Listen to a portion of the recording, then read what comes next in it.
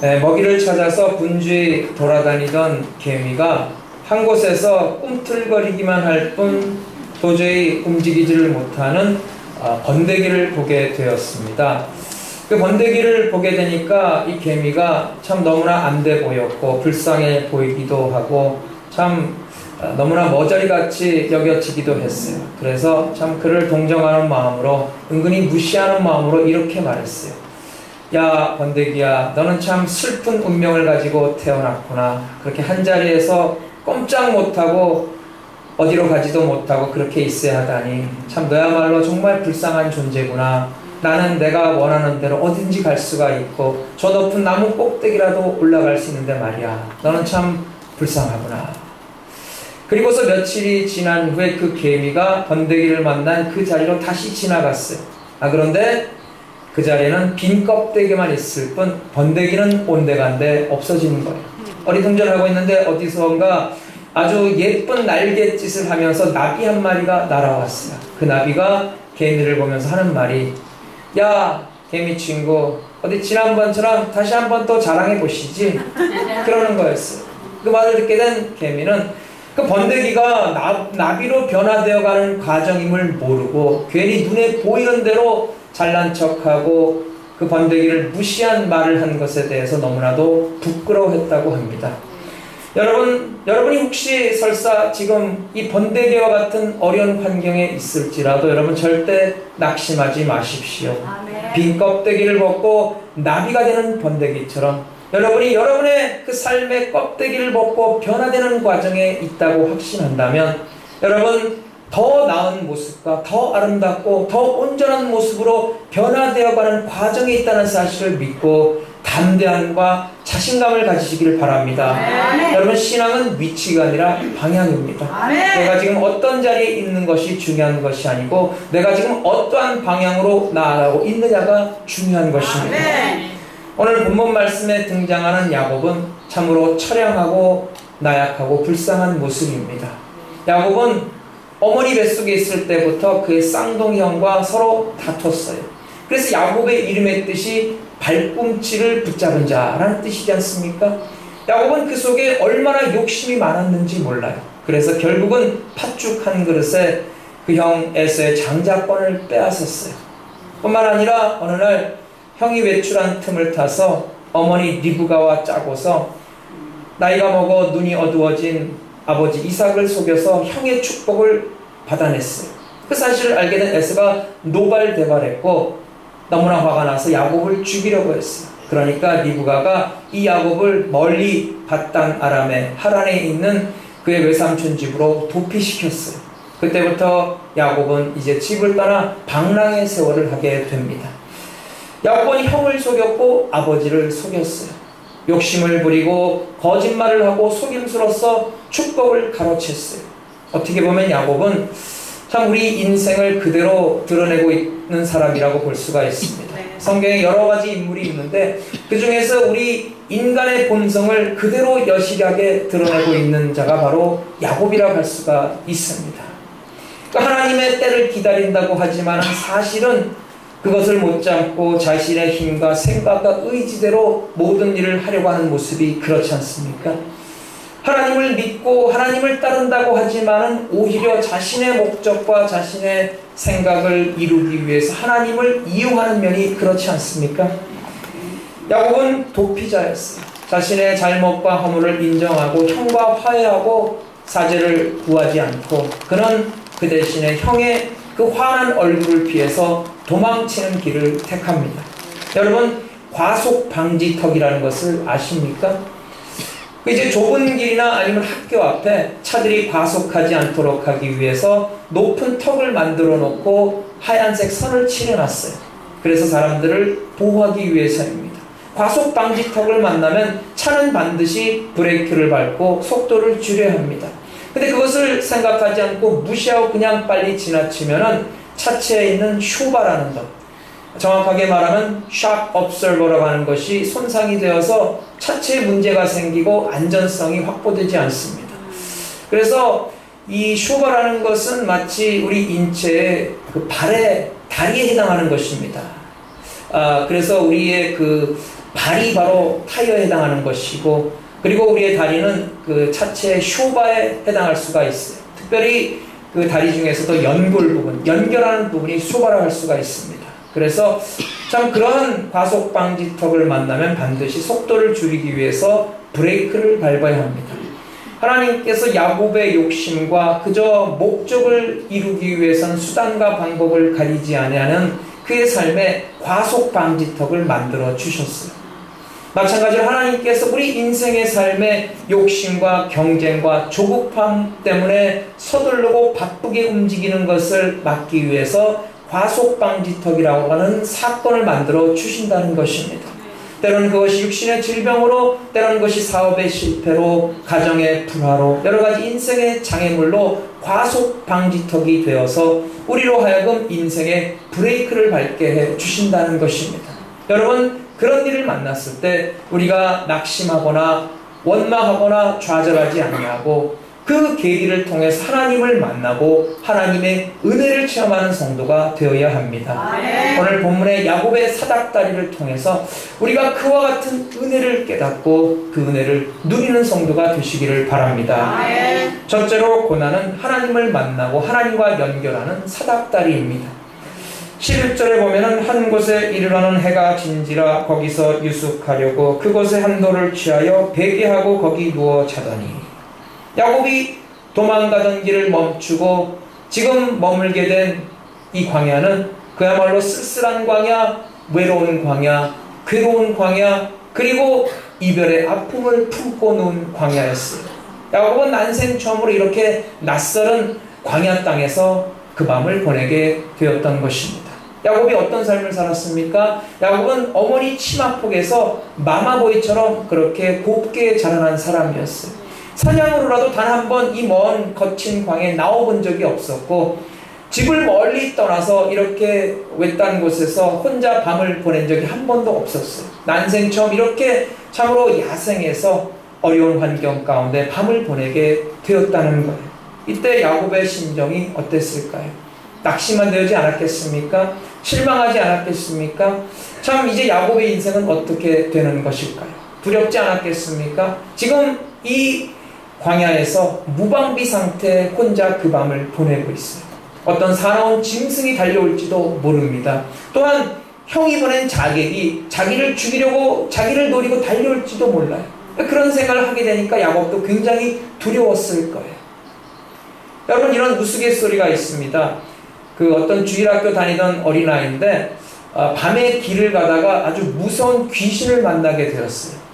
무서운 귀신을 만나니 얼마나 이 어린아이가 두려워 떨었겠습니까? 그런데 그 순간에 문득 귀신을 만나면은 이 교회 찬송을 부르면은 이 마귀가 도망친다는 그 주일학교 선생님의 말이 생각이 났어요. 그래서 이 아이가 얼떨결에 찬송을 불렀는데 하필 부른 찬송이 뭐냐면은 당신은 사랑받기 위해 태어난 사람, 그런 걸 불렀어요.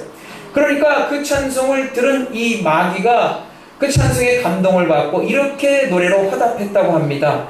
감사해요, 깨닫지 못했었는데 내가 얼마나 소중한 존재라는 걸.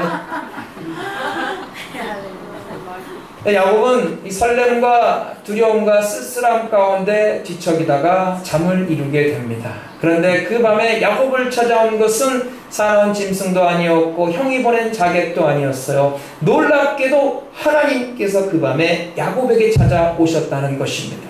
12절로 14절을 보면은 꿈에 본즉 사닥다리가 땅 위에 섰는데 그 꼭대기가 하늘에 닿았고 또 본즉 하나님의 사자가 그 위에서 오르락내리락하고 또 본즉 여호와께서 그 위에 서서 가라사대 나는 여호와니 너의 조부 아브라함의 하나님이요 이삭의 하나님이라. 너 누운 땅을 내가 너와 내 자손에게 주리니 내 자손이 땅의 티끌같이 되어서 동서남북에 편만할지며 땅의 모든 족속이 너와 내 자손을 인하여 복을 얻으리라.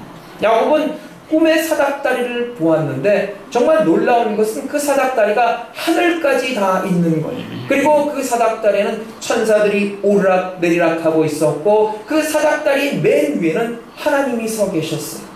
그래서 야곱이 있던 그 자리에서 하나님이 계신 그 하늘과 이 사닥다리가 맞닿아서 연결되어 있었다는 거예요. 이것은 참으로 놀라운 환상이었어요. 사닥다리는 높은 곳에 오르락내리락하기 위해서 만들어 놓은 기구입니다. 그래서 사닥다리는 야곱과 하나님의 연결을 상징하는 것이었어요. 야곱은 집과 가족으로부터 멀리 떨어져 있고 이 황량한 광야에 혼자 버려진 몸으로 절대 고독 가운데 있다고 생각이 되었어요. 그런데 하나님께서는 야곱이 혼자 있는 것이 아니라는 거예요. 지금 이 사닥다리를 통해서 이 광야 가운데 고독하고 쓸쓸하고 외롭고 고통의 밤을 보내고 있는 야곱과 그를 감사함을 느끼게 하기 위해서 참 그를 불쌍히 여기고 사랑하는 마음으로 그를 찾아와 만나주신 그 하나님을 이 사닥다리가 연결시켜주고 있었다는 것입니다. 하나님께서 야곱을 찾아와서 사닥다리 환상을 보여주시고 말씀하신 것은 도망자, 도피자, 비겁자, 사기꾼, 거짓말쟁이, 욕심꾸러기, 지렁이 같은 그 야곱을 불쌍히 여기고 만나주시고 위로해주시는 하나님의 은총이었어요. 하나님은 그를 잊지 아니하시고 그에게 은혜와 사랑의 손길을 내밀으셨다는 거예요.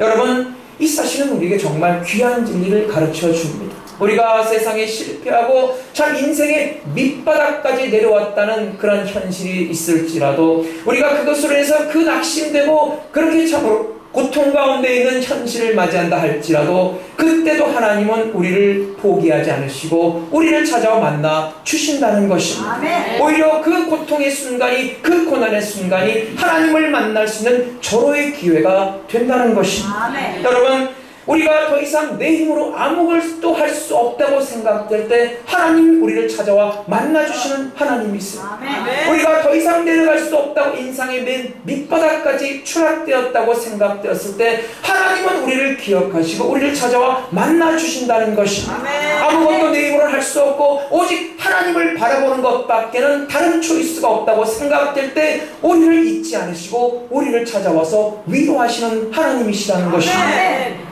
여러분, 우리 마음속에, 우리 삶 속에 이와 같은 사닥다리가 온전히 세워져야 합니다. 아멘. 여러분, 이 땅에서의 삶을 생각하고 이 땅에서의 그 먹는 것, 마시는 것, 입을 것을 걱정하며 이 땅의 것들만 바라보고 이 땅의 것들에 연연하고 이 땅의 것들만 듣고 느끼며 살아가는 우리에게 이와 같이 이 땅에서 하늘로 맞닿은 은혜의 사닥다리가 세워져야 하는 것입니다.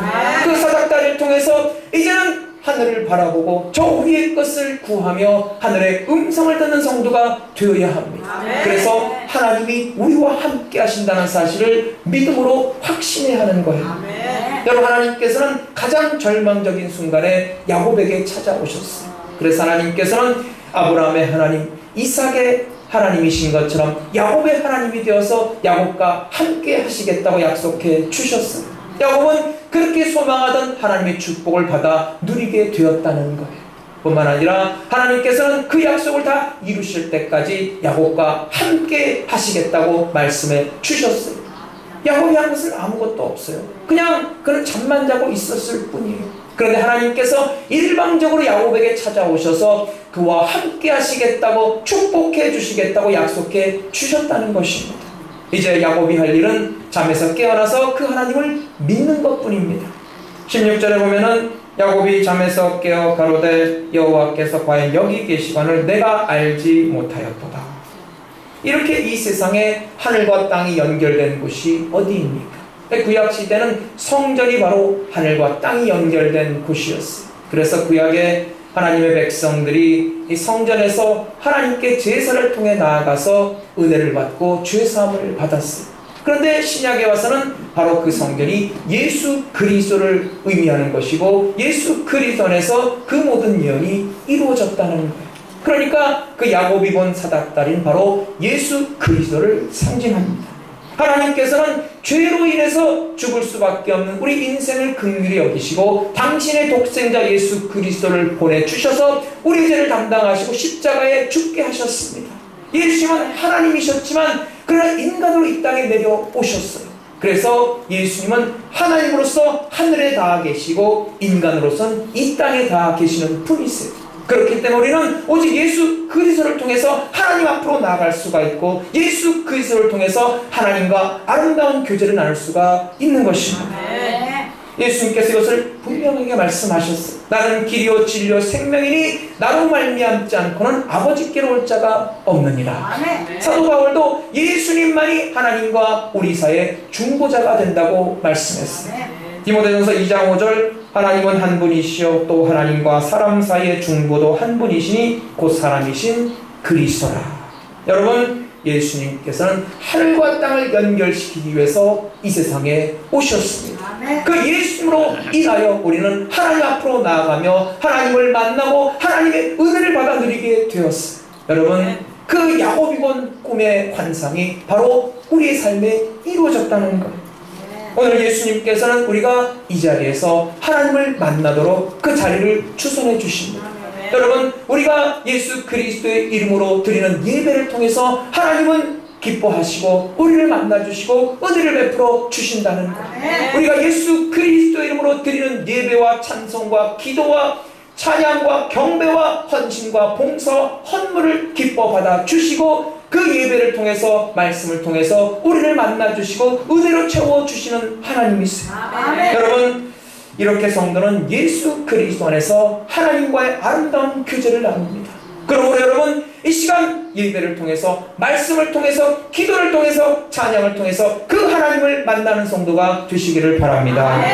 혹시 어려운 가운데 실망을 한 성도가 있습니까? 여러분, 그때가 바로 하나님을 만나는 기회라는 사실을 믿으십시오. 하나님을 향한 열정을 잃어버린 성도가 있습니까? 간절히 사모하는 마음으로 하나님 앞으로 나오십시오. 하나님 보시기에 합당하지 못한 것을 다 버리고 이제는 하나님만을 바라본다는 믿음으로 말씀 붙잡고 살기를 결단하십시오. 여러분, 그 하나님께서 친히 찾아와 만나주시고 위로해주시고 생명을 주실 줄로 믿습니다. 하나님을 만나본 인생만이 그 삶에 참된 변화가 있는 것, 새로워지는 거예요. 기쁨과 활력이 넘치게 되는 것입니다. 하나님은 도망자 야곱에게 정말로 많은 관심을 가지고 계셨어요. 사실 야곱은 그와 같은 하나님의 사랑과 관심을 받을 자격이 없는 사람이었어요. 도피자, 도망자, 비겁자, 사기꾼, 욕심꾸러기, 지렁이 같은 야곱일 뿐이었어요. 그러나 하나님께서는 그를 향한 넘치는 사랑으로 긍휼로서 그를 찾아와 주셨다는 것입니다. 그러므로 여러분, 우리가 아무리 허물과 죄가 많을지라도 하나님은 결코 우리를 외면하지 않으십니다. 여러분, 세상은 우리를 버리고 인간은 우리를 배반할지라도 하나님은 결코 우리를 버리지 않으십니다. 그리고 여러분, 결코 낙심하지 마십시오. 광야 가운데 혼자 버린 듯한 쓸쓸함과 외로움과 괴로움 가운데서도 하나님은 우리와 함께 하십니다. 여러분, 여러분의 눈을 들어 여러분에 계신 그 자리에 하늘로 향해 뻗어 올라간 그 십자가, 그 사닥다리를 보시기를 바랍니다. 그래서 여러분, 그 사닥다리를 통해서 우리를 찾아와 만나주시고 위로해주시고 생명을 주시는 하나님을 만나 기뻐 찬양하는 성도가 되시기를 바랍니다. 둘째로, 하나님과 연결된 사닥다리는 승리로운 신앙생활을 위한 십자가입니다. 그 하늘에 닿은 사닥다리를 본 후에 그 다음날 아침 도망자 나그네 야곱은 순례자 야곱이 되었어요. 하나님을 만난 그 감격과 그 체험을 통해서 야곱은 그 삶의 새로운 목적의식을 가지고 살아가는 순례자가 되었다는 것입니다. 그 하나님께서 야곱에게 찾아와서 주신 말씀이 있어요. 내가 너와 함께 있어 네가 어디로 가든지 너를 지키며 너를 이끌어 이 땅으로 돌아오게 할지라 내가 내게 허락한 것을 다 이루기까지 너를 떠나지 아니하리라. 이 말씀을 붙들고 야곱은 하나님과 동행하게 되었다는 거예요. 참으로 보잘것없는 야곱, 그 하나님의 뜻을 따르지 못했던 욕심꾸러기, 거짓말쟁이, 사기꾼 야곱을 긍휼의 마음으로 찾아주셨던 그 하나님을 만난 야곱은 이제부터 새로운 삶의 방향과 목적의식을 가지고 새로운 삶을 살아가게 되었어요. 하나님과 동행하는 순례자가 되었던 것입니다. 여러분 아직도 이 세상을 방황하는 나그네로 살아가고 있습니까? 아니면 하나님을 만나 하나님과 동행하며 저 천성을 향해 나아가는 순례자의 삶을 살고 있습니까? 이리저리 휩쓸리고 그저 세상 사람 사는 대로 그냥 세상 풍조 따라 살아가며 죽어가는 인생이 나그네 인생입니다. 어디로 와서 어디로 가는지 알지 못하고 그냥 세상 사람들처럼 함께 어울리며 살아가다가 사라지는 인생 말이에요. 그러나 여러분, 하나님을 만나고 하나님의 은혜를 체험하고 인생의 새로운 목적의식과 방향 감각을 가지고 그 하나님의 인도하심에 순종하여 저 천성을 향해 하나님과 동행하며 한 걸음 한 걸음 옮기는 성도가 바로 순례자의 삶을 살게 되는 것입니다. 여러분, 야곱에게 이 사닥다리 체험은 인생의 전환점이었습니다. 그는 그 황량한 광야에서 하나님을 만나는 참으로 일생일대 최고의 신성한 순간을 경험했어요. 그리고 그 하나님을 체험하며 그 하나님의 은혜로서 날마다 그의 삶을 하나님의 말씀으로 하나님이 주신 셈으로 살아가는 용기를 얻게 되었다는 것입니다. 당장은 큰 변화가 없어 보였지만 나는 아브라함의 하나님, 나는 이삭의 하나님, 또 나는 너의 하나님 야곱의 하나님이 될 것이다 라는 그 말씀을 야곱이 들었을 때 용기를 얻었어요. 하나님이 나와 함께 하시니 이제부터 영원까지 하나님과 동행하는 자로서 이제는 그 사닥다리 하늘과 이 땅을 연결하는 그 사명을 감당하게 되었다는 것입니다. 여러분, 야곱이 본 사닥다리는 바로 예수 그리스도의 십자가를 상징하기도 합니다. 여러분, 십자가가 무엇입니까? 십자가는 대속의 죽음이에요. 예수님께서 우리를 대신해서 그 십자가의 대속의 죽음을 당하셨어요. 왜 예수님이 죽으셔야 했습니까? 우리의 죄 때문이에요. 예수님이 죽지 않으면 우리가 죽어야 하기 때문이에요. 예수님께서 그 대속의 죽음을 죽으셔야 했는데 그것은 바로 우리가 영원한 지옥의 심판을 받을 수밖에 없는 죄인이었기 때문이에요. 예수님께서 우리 죄를 담당하시고 십자가의 그 모진 고통과 치욕과 수치를 다 받으셨어요. 버림받으시고 십자가에 달리시고 침뱉음 당하시고 공격당하시고 수치를 당하시고 그 양손과 발에 굵은 대못 박히시고 그 옆구리에 창 맞으시고 온갖 피와 물을 다 쏟으시고 돌아가셨어요.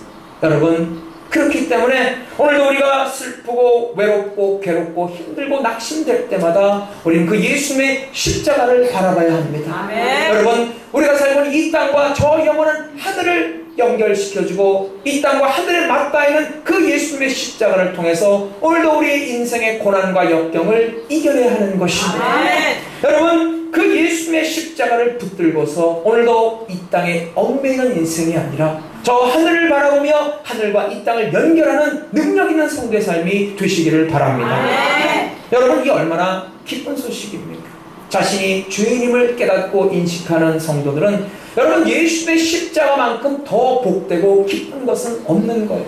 네. 하지만 자신이 죄인됨을 인정하지 못하는 사람은 사실 그것처럼 기분 나쁜 말이 없어요.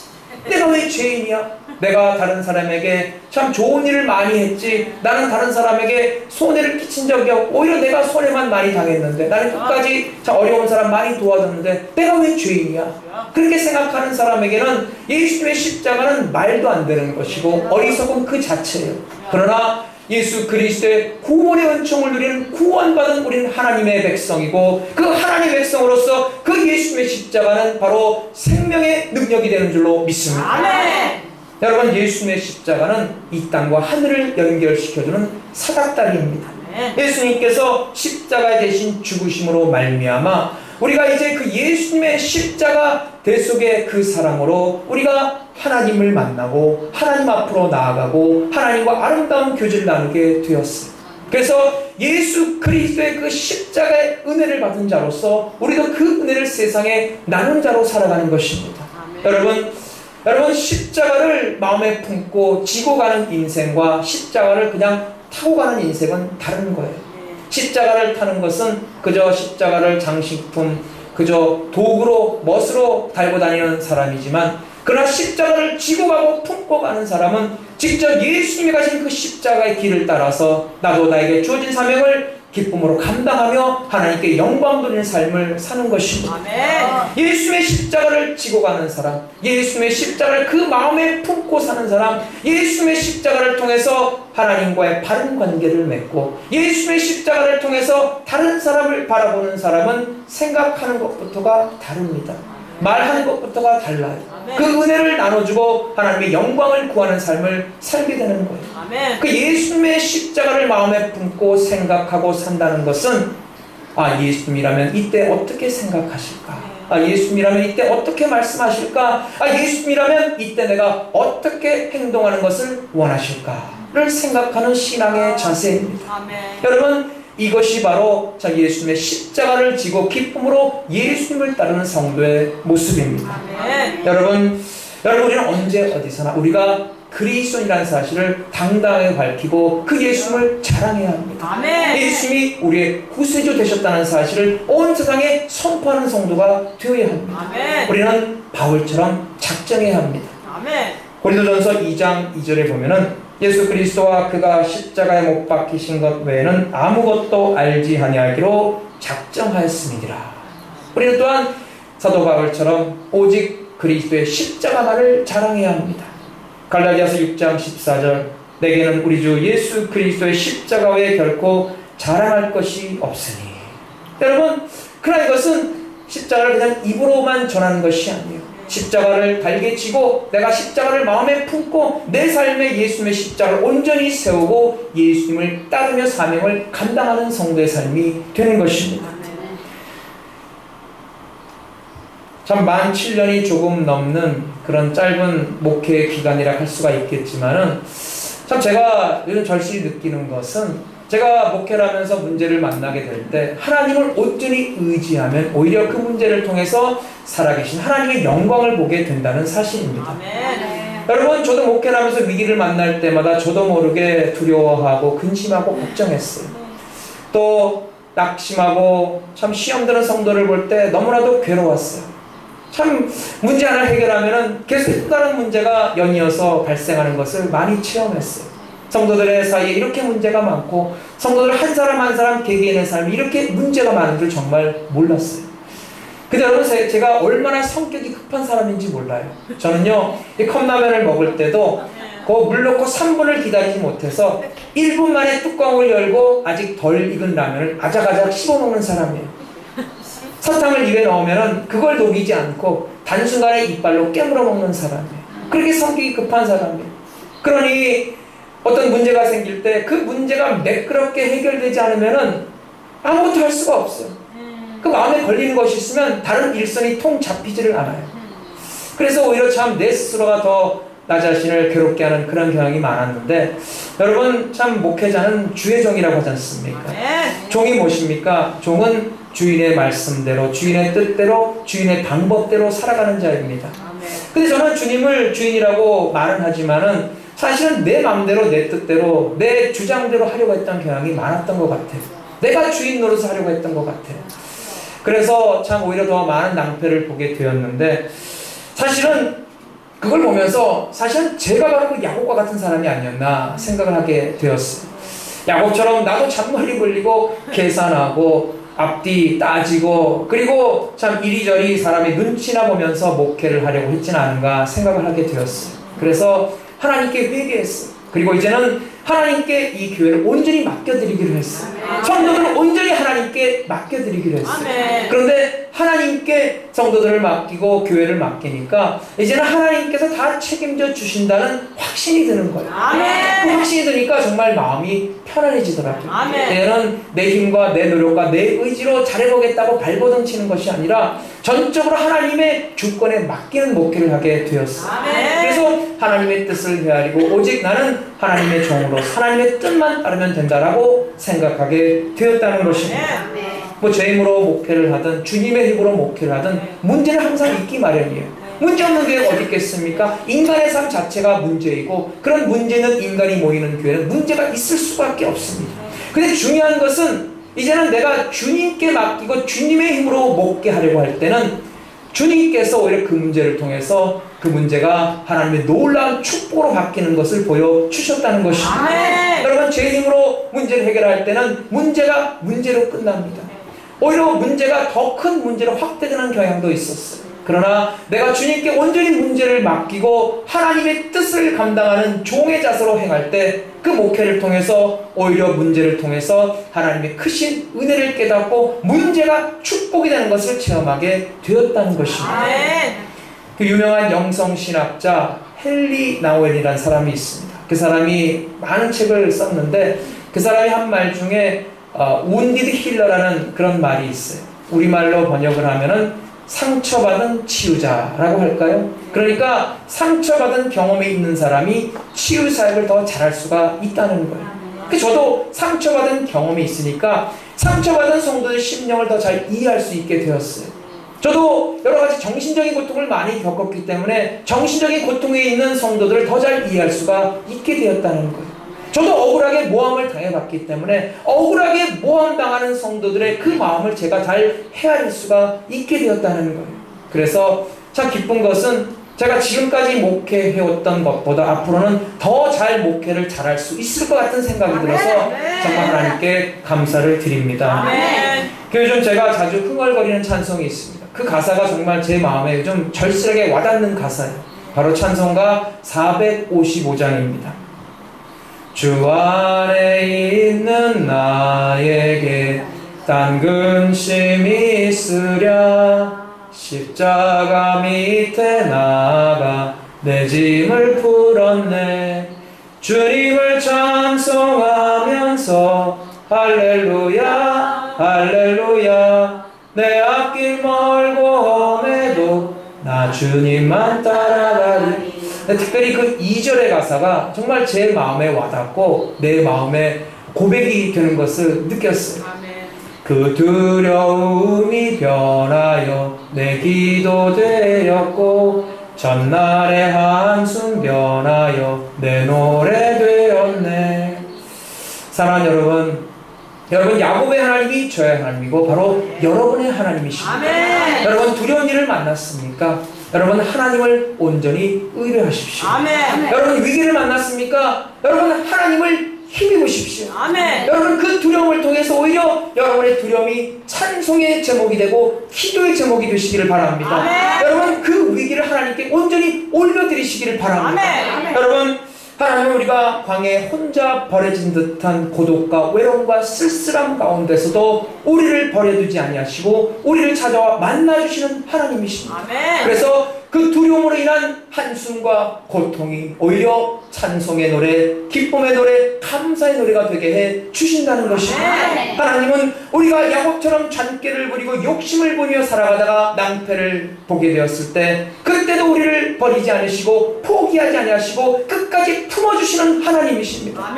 그래서 우리로 하여금 그 위기를 통해서 오히려 살아계신 하나님의 큰 영광을 바라보게 해 주시는 하나님이신 줄로 믿습니다. 여러분 우리 모두 그 마음에 하나님을 향한 그 십자가 사닥다리를 세워서 날마다 하나님과 교류하며 교제하며 그 어떤 상황 가운데서도 하나님의 큰 영광을 바라보는 성도가 되시기를 주의 이름으로 축원합니다.